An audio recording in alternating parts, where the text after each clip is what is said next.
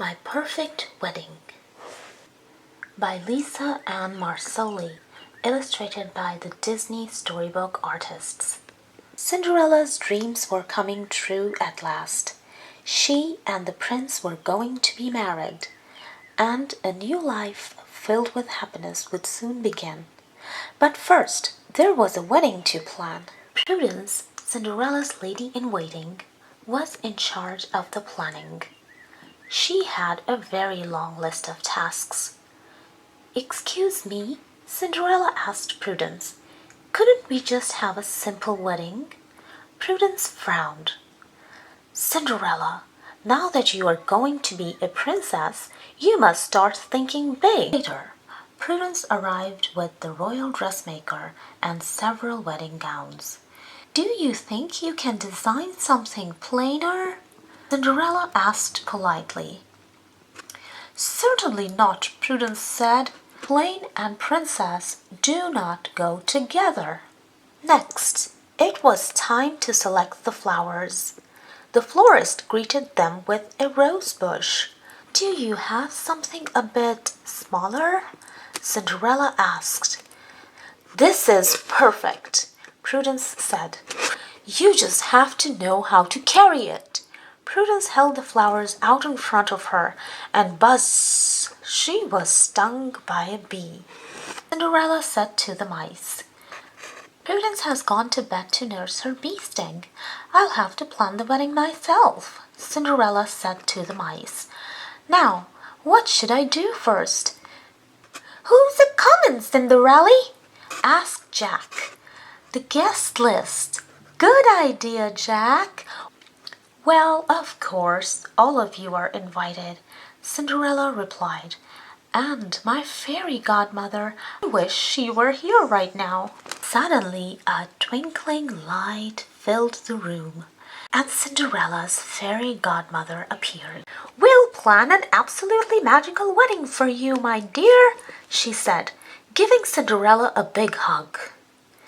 "Now, when is it exactly?" Gus counted on his fingers. "Tomorrow," he announced.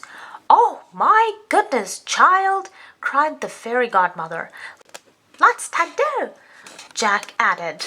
"Well then, let's start at the beginning, with the dress," the fairy godmother said.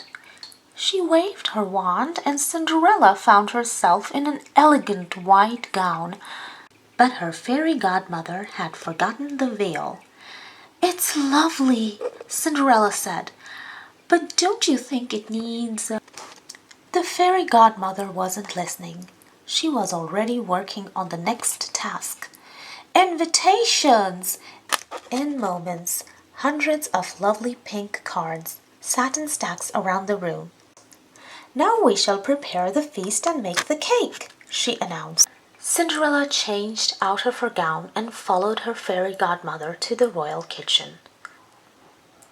The mice picked up where the fairy godmother had left off. Mary, Susie, and Perla pulled out a box of tiny pearls and began making a veil. And Jack gave each of the other mice an armload of invitations to deliver. Unfortunately, they didn't get very far before Pom-Pom the cat showed up. "Woo! Close your call," said Jack, as he and Gus raced away from Pom-Pom and scurried to the kitchen. They arrived just in time to help the fairy godmother create a great big fancy cake. Cinderella tried to hide her disappointment. Prudence will love it," she said. "You know, I really should see how she's feeling."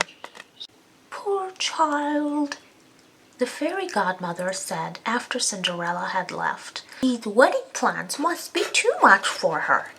Jack and Gus tugged at the fairy godmother's sleeve. "Cinderella likes small things," Jack told her. "Like mice." All at once the fairy godmother understood. Later, the fairy godmother took Cinderella's hand. "I'm afraid I may have gotten a bit carried away, my dear," the fairy godmother confessed.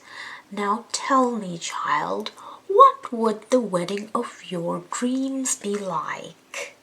After listening to Cinderella, the fairy godmother finished the beautiful veil. Then she got rid of all the invitations by magically sending them to destinations near and far. Now let's cut that cake down to size, the fairy godmother said.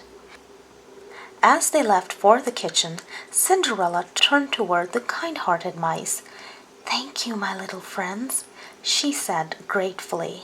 The next day, Cinderella looked lovely in her simple white gown, veil, and gloves. But something was missing. "Good heavens, child!" the fairy godmother exclaimed. "You can't get married in your bare feet." She waved her wand, and Cinderella's beautiful glass slippers peeked out from underneath her gown.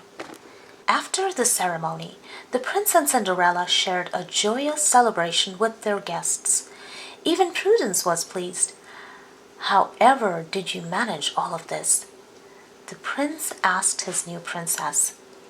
Cinderella smiled and said, "With friends by your side, anything is possible."